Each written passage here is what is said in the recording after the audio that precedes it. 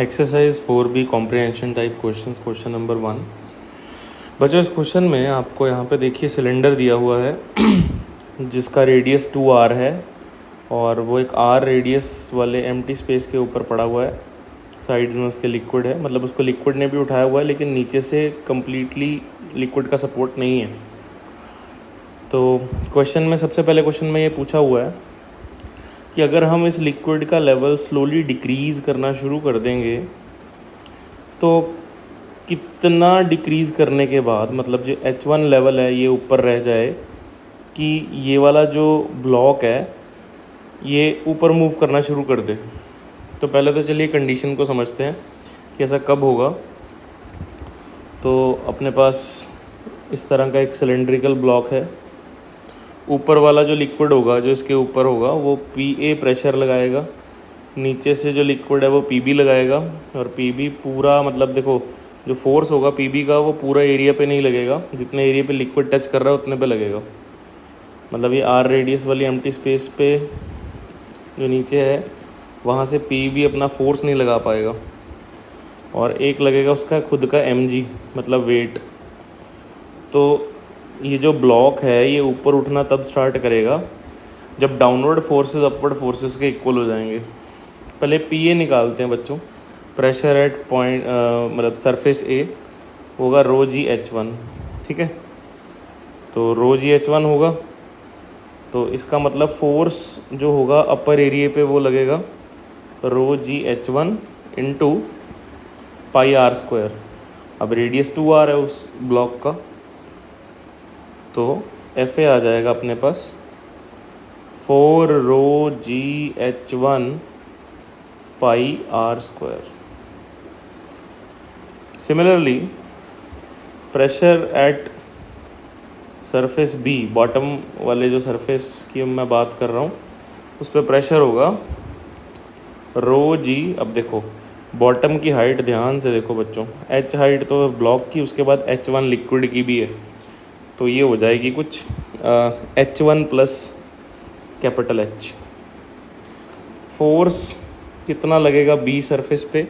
अब ये चीज़ मतलब मिस्टेक मत करना क्योंकि नीचे पूरा लिक्विड नहीं है जैसे मैंने पहले कहा था।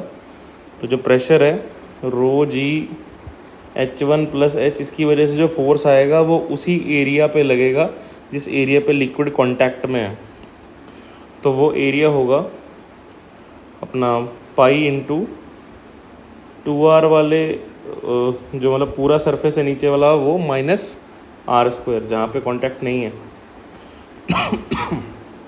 तो FB आ जाएगा 3 ρg(H1 plus capital H) πr²।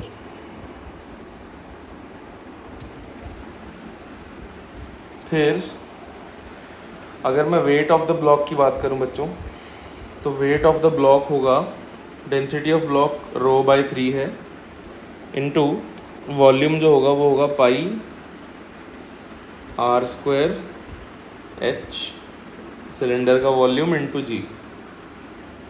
तो ये सारी वैल्यूज़ हमने निकाल ली जो मतलब फोर्सेस लगेंगे ब्लॉक के ऊपर। अब हमें इक्विलिब्रियम जनरेट करना है। तो जो कंडीशन है इसकी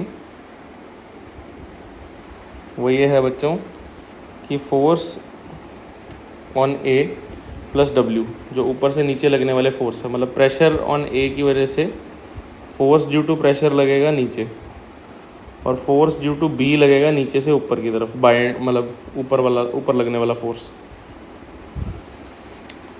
तो force on A plus W is equal to force from bottom due to pressure.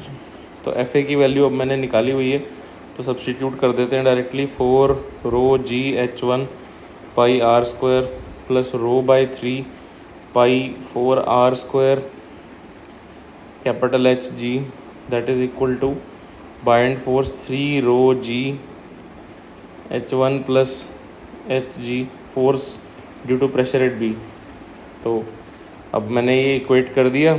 जब हम बच्चों इसको कैंसिल करेंगे चीज़ों को, जैसे देखिए क्या क्या कैंसिल हो रहा है। ρ/r², ρ/r²,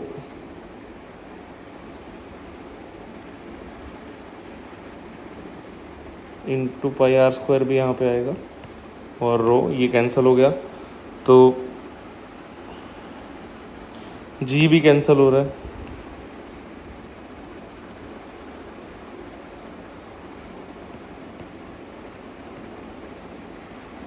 तो बच्चों क्या बचेगा, 4h1 plus 4h/3 is equal to 3 small h1 plus 3 capital H।